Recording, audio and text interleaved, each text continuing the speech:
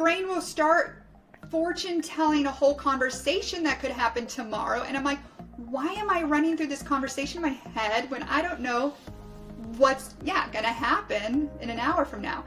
Honestly, our brain is thinking like millions of thoughts every day, and we cannot monitor everything. And I think the brain sometimes lies to you. Our body and brain is notorious for being incorrect. It's a very interesting thought, and it helps so much with like having this imagery in your head, because now you're like talking about something tangible that you can imagine instead of like this feeling in your chest. Because the more you try to shut something down, the more it's gonna pop back up. And my entire focus is this feeling, and it just gets so much bigger. If I try to make my anxiety go away, I get more anxious about it. Our ultimate goal is to kind of be present, stay in the here and now.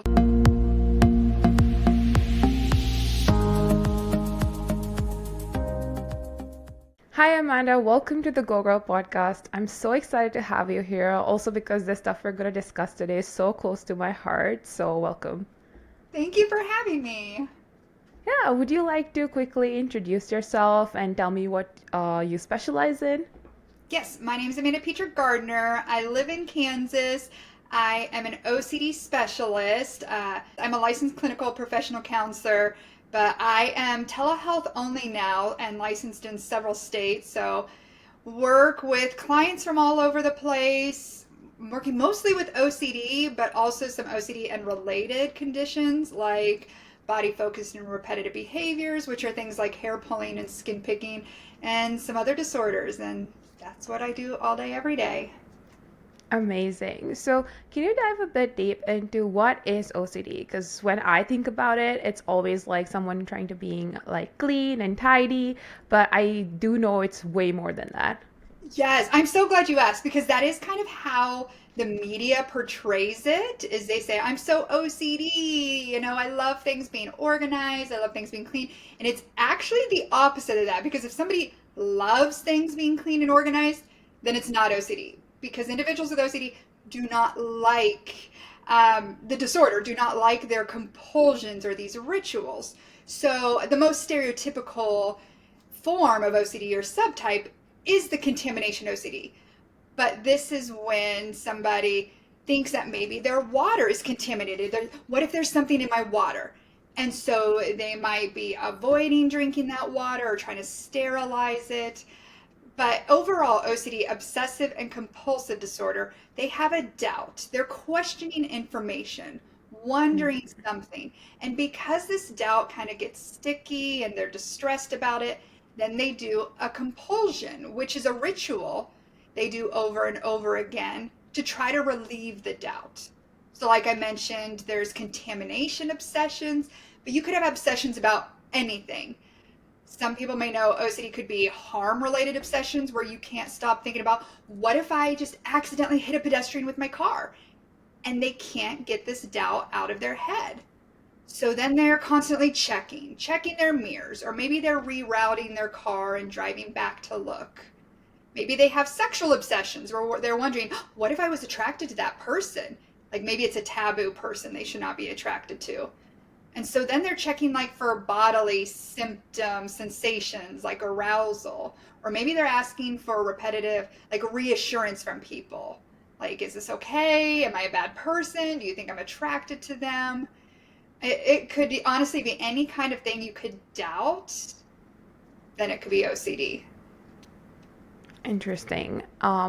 Because this is the first time I'm fully being introduced to OCD. I have had experiences with anxiety, and it sounds a bit similar to me in terms of like the thoughts leading the way. I might be completely wrong, but what's like, is there any relationship between anxiety, OCD, or they're like completely different disorders? Yeah, really great question, because we do have to differentiate between generalized anxiety disorder, which is that general anxiety, kind of that worry wart, from OCD. And it's really looking at the obsessional quality of the doubts. So general anxiety tends to be more day-to-day, real life worry. Like we worry about work, we worry about our grades, we worry about our home life, our relationship, stuff that is happening in this moment. Versus OCD tends to be doubts, and I hate the word irrational, but that's how a lot of people describe them. Doubts that are not happening in the here and now. Like our imagination takes over and creates a huge story about things that are not occurring. So that's one piece of how we separate these. Interesting, because like if you think about anxiety, you could also say those are kind of irrational doubts, because like all the futuristic thinking, imagining 500 scenarios. So yeah, I think so. Is like OCD more related to that behavior that is being repeated, like the compulsion, like you mentioned? Is that the main distinguishing point between both? It's a part of it. It's not the main distinction point because we even see that with generalized anxiety. People will engage in like safety behaviors, Mm, things to try to make them feel better, or coping behaviors. So again, probably the biggest distinction is we look for obsessional reasoning mm, when we basically mistake imagination for reality. In OCD, we are creating a whole story that is not occurring in the here and now. Versus, you're right, sometimes even general worry sounds irrational, but it's more we're taking something in the here and now and maybe overestimating the risk, mm. overestimating the threat, or we're having an intolerance of uncertainty of what's happening right now. Okay, I think I understand more now. It's a Um, big s- question. Even therapists are like, this could go either way. Somebody's presenting with these concerns. Is this generalized anxiety or OCD? So the question you're asking is honestly a big question. Even clinicians are like, oh, I'm having a hard time. And a lot of people, it's a comorbid disorder. People can have generalized anxiety and OCD. It's pretty mm. common. Interesting. So, for someone who is new to OCD, or like they might be facing certain behaviors in their daily lives, but they do not know that they have OCDs, like what are some common sort of rituals or behaviors that people with OCD like engage in? Yeah, compulsions could honestly be anything. Any behavior could become compulsive. So I'll name some of the most common ones, knowing that anything could become. So it would be things like checking, I mentioned, checking something. It could be checking your body for sensations, checking things like appliances, light switches, checking on loved ones, reassurance seeking, asking people questions over and over again. Even though you already know the answer, you go and ask them again, to repeating tasks, a lot of avoidance with OCD, just trying to not even do the things so that you don't even have the thought or to make the thought go away. But also, compulsions can be mental compulsions, meaning they're done inside of our head, which those can be even trickier to spot because we can't just see them happening. So it might be ruminating, like reviewing something over and over again. It could be counting compulsions, uh, just trying to distract, cognitively avoid thinking about something, even praying, whether in our head or out loud, can be a compulsion. And I guess probably one of the most common compulsions people think of that I didn't even name are things like cleaning, hand washing. That tends to go with contamination OCD. So that's just a few, but we could name hundreds. Wow, okay. So I've definitely seen some of those with like people around me as well. I think I need to have a chat with them. Uh, right. So if somebody is facing these compulsive thoughts, I would imagine, or compulsive behaviors, I would imagine that the way to help with it is like first figure out what your thoughts are and like why is it being caused, and like then sort of stop doing that behavior. Like I'm sure it's not as easy as I'm making it to be. So No, you're like on the right track. Yeah, so there's a few different treatments that are recommended for OCD. And so it kind of depends on what treatment path you and the clinician want to go down. So one of them, one of the evidence-based treatments that's been around the longest is known as exposure and response prevention. Kind of like it sounds, exposure is we're going to confront that fear. If the fear is that, yes, my water could be contaminated, we're going to do exposure to that. We're going to drink up. We're going to drink that water.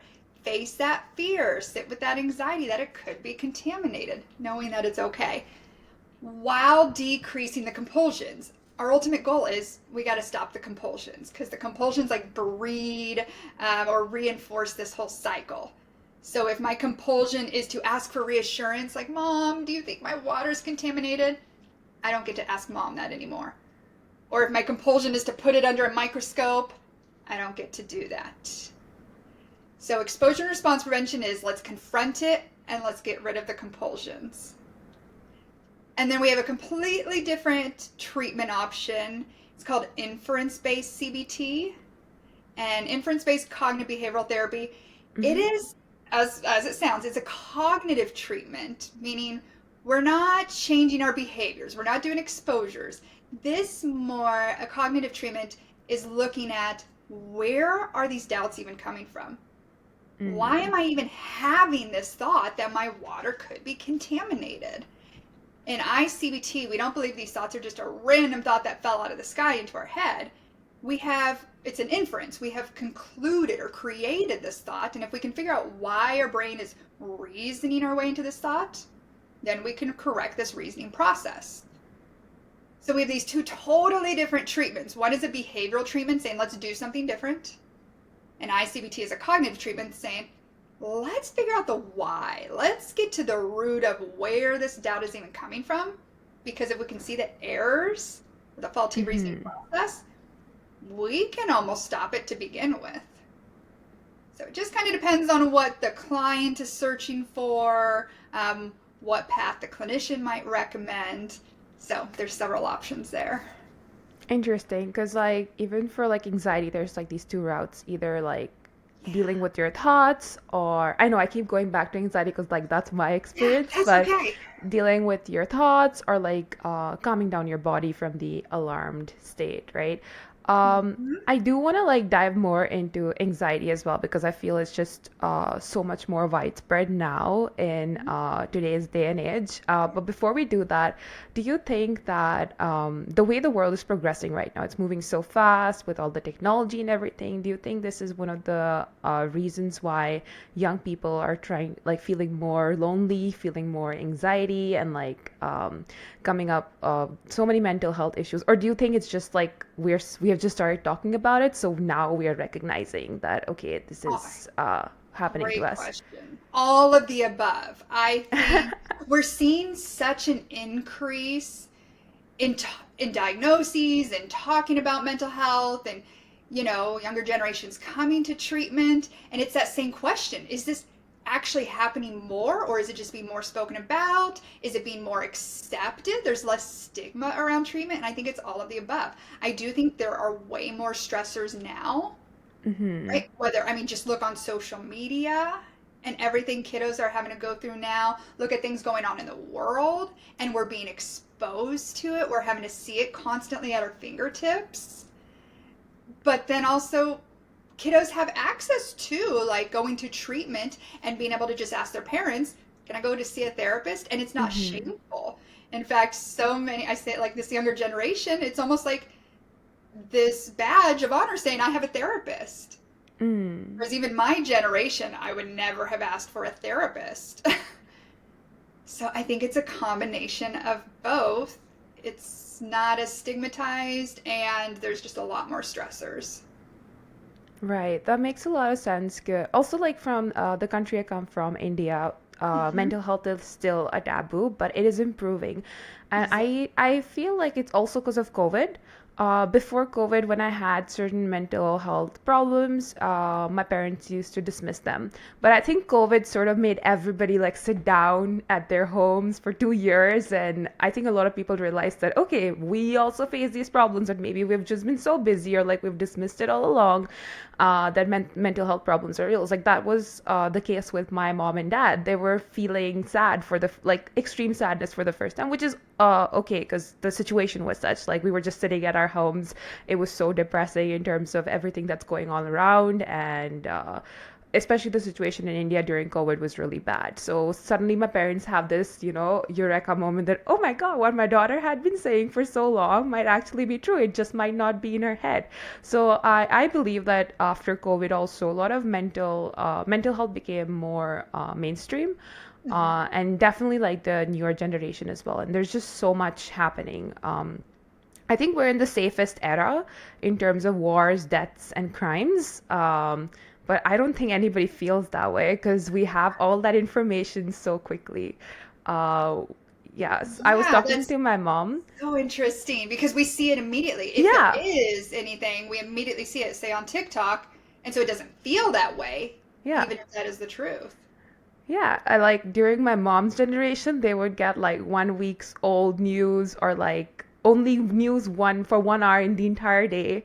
Unlike us, where we're being like bombarded with so much social media stuff and so much news.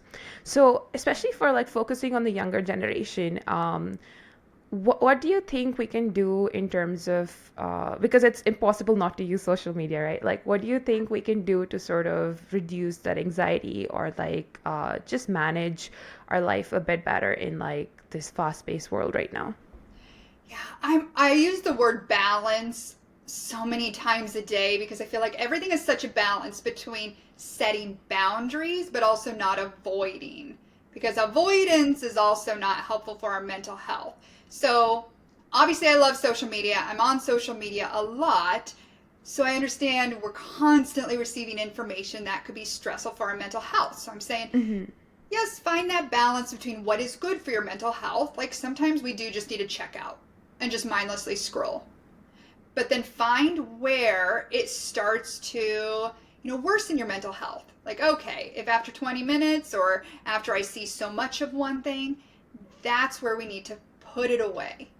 Mm-hmm. Right? But where I use this word balance too is we don't want to engage in avoidance behaviors where it's every time I see X trigger, I'm shutting it down because that can also Mm-hmm. become, go back to my other topic, is compulsive, where it's like every time I see something about somebody that got hit on the side of a road, if that's like my obsession, what if I could hit somebody on the road? If that's a trigger of mine, that might actually worsen my OCD if I'm constantly avoiding all triggers. Anything about fatalities, anything about driving, anything about deaths. If I'm trying to shut that down, right? It might actually be good for exposure purposes to allow that to exist, to see that, to allow that to naturally pop up on social media. So there's always this fine balance of knowing what are my just natural values-based, boundaries. How much Mm-hmm. social media do I want to allow a day, and what kind of content do I want to receive, while not trying to purposely avoid certain things. Mm. Fortunately, that's going to be Interesting. different from person to person, so we Yes. can't just tell everybody, here's how much time. Here's what to do. Yeah, I think it's just a lot about like self-awareness, and I think also knowing what everything is making you feel like, which is very important for even like managing anxiety, or I would say any sort of mental health disorder. So, for anxiety, right? I want to like move our focus a bit on anxiety. Are you able to like define it in simple terms? I know we think about anxiety as like thinking or stressing, but I believe it's like one step more than that. Yeah, I like to try to keep things kind of simple. For clients and explaining tends to be a feeling of worry is the best way I put it, Mm-hmm. right? And then to go on further, I tend to try to normalize. We all have a million feelings. We have a ton of feelings and internal experiences we have, but we only try to shut down the ones that are uncomfortable. And anxiety tends to be one of them that's Mm. uncomfortable. We don't like this feeling of worry, and we often then try to describe how worry shows up in our body. And I don't know about you, but a lot of people describe different things like my heart races when I worry, or Or my like stomach tightness gets, in your chest. there you go, or I get Yes. lightheaded, or my stomach kind of gets in knots or nauseous. And because of the discomfort that comes with this feeling, a lot of people try to shut it down, not recognizing just another feeling, just like happiness, right? And a big part of anxiety treatment, I might be jumping ahead here, and we use this with OCD too, but I do this a lot with anxiety treatment.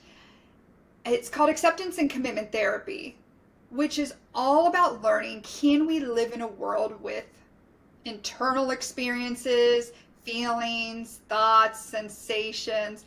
Because the more you try to shut something down, the more it's going to pop back up. Mm-hmm. I think about the analogy of if you're in a pool and you have a big inflatable, let's say ball, like a beach ball. Imagine if you're trying to like push it underwater and keep it underwater. It's going to keep popping back up, right? That's what it's like trying to make things go away, whether it's make an uncomfortable feeling go away make a sensation in your body go away, make a thought go away. The more you try to push it down, the more it's going to come back up. And sometimes it comes back up with a vengeance and hits you in the head. So instead, we're actually trying to teach our clients, teach everybody, can we live in a world with feelings, with physical feelings, emotional feelings, with experiences, with thoughts? Because none of them are good or bad. We've labeled them good and bad. So that's our goal. That is very interesting because this is something I've noticed that if I try to make my anxiety go away, I get Mm-hmm. more anxious about it. Because now I'm like, I don't know, putting my hands under cold water, going on a walk, meditating, all with the goal of making this feeling go away. And my entire focus is this feeling, and it just gets so much bigger. And then compare it to when I get tired. So this happened like 2 days ago when I was like trying to make this tightness in my chest go away, and it wasn't happening. And then I was like, I'm so tired of trying to make it go away. I'm just gonna work. 15 minutes later, it is gone. Because, Uh-huh. like, I just let it pass and I just, like, didn't pay that much attention to it. I was like, okay, I'm experiencing this. I'm just going to think of it like a headache. If I had a headache, I wouldn't be like, oh my God, why am I having a headache? Let me find 500 reasons my life is wrong because of this headache. It's just a feeling in my body. My body feels alarmed for some reason. And yes, sometimes I think it is worth it to go into the reason and work on your thinking behaviors and patterns. But Mm-hmm. sometimes you just need to let it pass. And then it went away. And it just made so much sense when you said like pushing down the ball in the swimming pool. Mm-hmm. Because if you like sort of just let it stay there, I'm pretty sure it's gonna like float away. Everything is gonna be calm again. So Yes. And it does. that's It will amazing. naturally pass. Anxiety, that feeling of anxiety, and even sensations in our body, let's say that tightness in our chest, will not just stay there, plateau, and remain forever. They will naturally pass if we allow it to. But unfortunately, a Hmm. lot of times we almost hyper focus on it and try to make it go away, which can actually amplify it and make it worse. So we're going to imagine it's kind of like that beach ball in the pool, and it will naturally just kind of float away. Or we can coexist with it. Hmm. That beach ball can remain right beside us, and we can still have fun in the pool with it there. Yeah, That's our goal. that's a very interesting thought, and it helps so much with like having this imagery in your head because now you're like talking about something tangible that you can imagine instead of like this feeling in your chest. So yeah, you can have fun with the beach ball for sure. And I love how you said that there's no good or bad feelings, it's just like feelings. And I read on your Instagram as well, like a thought is a thought. Can we like dive a bit deeper into that? Like, why do we attach so much meaning and then get so anxious about thinking something as well? Because honestly, our brain is thinking like millions of thoughts every day, and we cannot Yeah. monitor everything. And I think the brain sometimes lies to you. What do you think Oh, about that? absolutely. Yeah. So, I mean, if you think about thoughts, it's just a string of words put together, and we have millions of thoughts a day. But every once in a while, our brain, or we misappraise a thought. We give meaning to a thought. We think a thought is bad, or, maybe another meaning. And so it's those thoughts that we label as bad or negative or uncomfortable. We decide, well, we got to get rid of that. I don't like that one. When really, it's just another string of words, just like any of the others. Same thing again with feelings. I always come back to that feelings serve a purpose. All feelings have a function. Like anxiety, anxiety's function, its purpose is to Mm-hmm. try to like protect us, tell us there's danger, something's wrong. Going back to how sometimes thoughts are wrong, sometimes feelings are wrong. How often have you gotten an anxiety feeling signal in your body saying something's wrong, there's danger, but nothing was actually wrong in the moment? Mm-hmm. Sometimes our brain is wrong. It sends the incorrect message to our body and says, danger, even though it's incorrect. So, do we really need to respond to every single signal? Right? So, same thing with our thoughts. Sometimes our thoughts say something is wrong, something horrible is going to happen, and it's not actually true. That's why our ultimate goal is to kind of be present, stay in the here and now, use our senses. We can detect if something's actually wrong in the present moment. But just relying on these thoughts and feelings is not the best predictor of that. But with any uncomfortable feelings, I always go back to what is the function of feelings?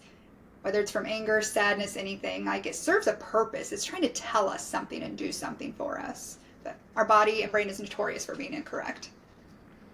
Yeah, and I think it's also, like you said, think about the purpose and also like the good part that it is causing in you. So I was reading this book called Anxiously Attached, and it's about the anxious attachment type in relationships, and I am like that. So I was reading on it, and there was one page which said that, do you know, because of your anxiety you also tend to think more about other people, you tend to notice things about them that others would not. Like I would, for example, for my mom or something, I would do something for her just anticipating that she might miss it. Like I'll give my brother his keys even before he leaves the house. So your anxiety is sort of also helping you be this hyper aware person, but also care for other people way more than any other person could, because you're noticing these things about them. What are they feeling? What do they need right now? So there's always like good and bad sides to it, right? In terms of like a thought is a thought and the mind can lie to us, what are some thought patterns that we should be aware of, which might be like spoiling our mood or feelings for something that's not even true, or like is like has an error in thinking? hmm So, what you're speaking about, we use a lot in cognitive behavioral therapy. We look for cognitive distortions or certain thinking patterns that maybe we engage in a lot that just is not so helpful. So, we'll look for fortune telling, meaning sometimes our brains love to say, well, this is going to happen, right? Mm-hmm. What if this bad thing occurs? And I don't know about you, but I don't even know what's going to happen in a minute from now, right? And Sometimes you're like so forecasting 30 years into the future. we are, right? Or my brain will start fortune telling a whole conversation that could happen tomorrow. And I'm like, why am I running through this conversation in my head when I don't know what's, yeah, going to happen in an hour from now? So recognizing that pattern with people, bringing them again back to the present moment. What do we know now? But again, mostly helping them see how these patterns are not helpful, how they can actually contribute to feelings of whether it's anxiety or even depression or something else.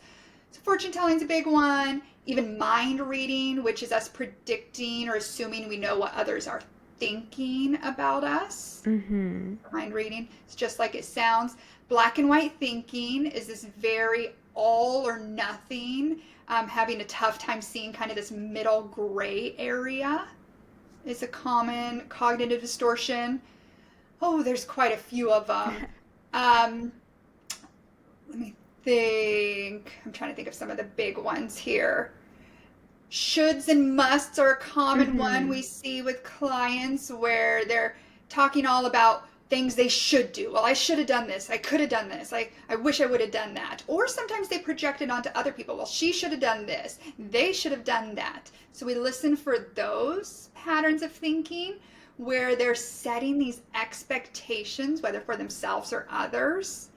And again, helping them come back to the present moment of, well, what can we do about this now? Mm-hmm. So, if anybody's interested in that, you can easily go online and look up cognitive distortions, and you'll find big lists of all the common patterns that we engage in. And by thinking in this certain pattern, it can impact then how we feel. And then, based on how we feel, we act a certain way. It changes our behaviors. Interesting, because just knowing about these patterns, first of all, was like a few years ago when my therapist introduced me to these patterns. It was like, oh my God, my brain is not trustworthy. So that was like a whole thing as well, because we tend to think like whatever we think is absolute. So if there's Yeah. one thing that I would want people to take away from this conversation, it would be like, okay, do not trust your brain for everything, because we're still in like our brain is sort of still in the caveman era. It gives you as much anxiety, as much adrenaline, and so many cortisol and all the hormones as if like there's a lion standing in front of you, and there is no lions in today's world. If you can just think about, I think, a fear, and your body will have as many stress hormones and so many hormones as if it's right in front of you. So it is crazy. Your brain is really powerful and kind of lies to you as well. You mentioned like going online and looking for these cognitive thinking behaviors and patterns, right? So what other resources would you recommend in terms of like books or podcasts that people can listen to, or just to understand their own mental health better? Yes, because there are so many that I recommend. Actually, am I allowed to direct everybody to my website? I have Yes. all my favorite books actually linked on there. So my website is amandalcpc.com. And under there, I have an anxiety page and an OCD page. And then there's a link for like my favorite recommended books because there's gotten to be so many that I've just finally listed them there. And then also on those pages are just a bunch of other recommendations from a list of thinking errors or cognitive distortions. Hmm. I have that on the anxiety page. So if that piques anybody's interest, that's on there. Amazing. I'm gonna check it out right after this because I love reading books and I love reading books about understanding my own brain a bit better. So before we end this podcast, what are like some tips that you would leave the audience with just to like be more mindful, be more in control of their lives? I know it's where we talked about a bunch of things here, so it's gonna be very general, but like what are some of the tips that you'll leave the audience with?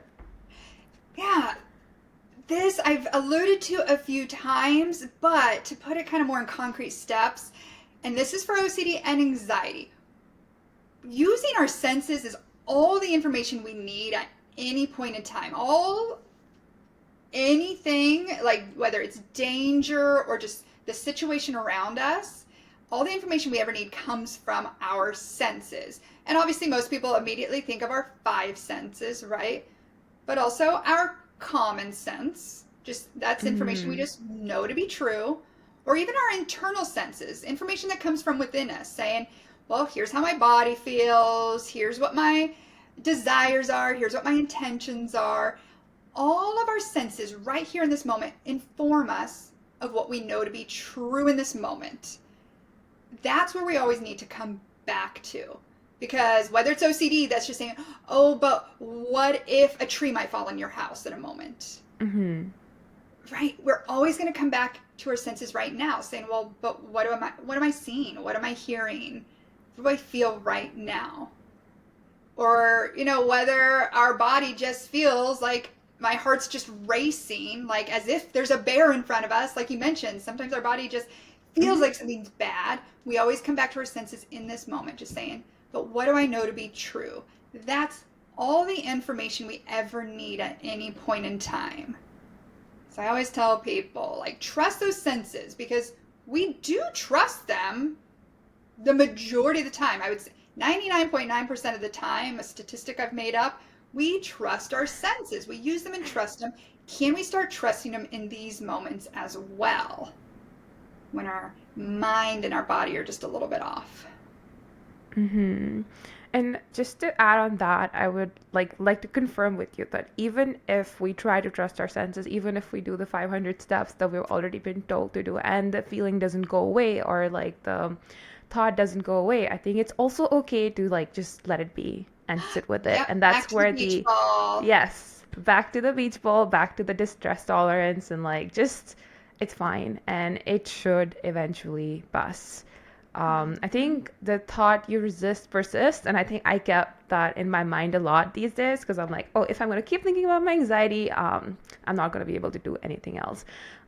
Just for like, because we keep it real with my audience at least, is I've had a feeling of tightness in my chest throughout this morning, but we're Yeah. going ahead and we're doing things because like we're not gonna pay as much attention to it unless obviously you need to and you need to figure some things out.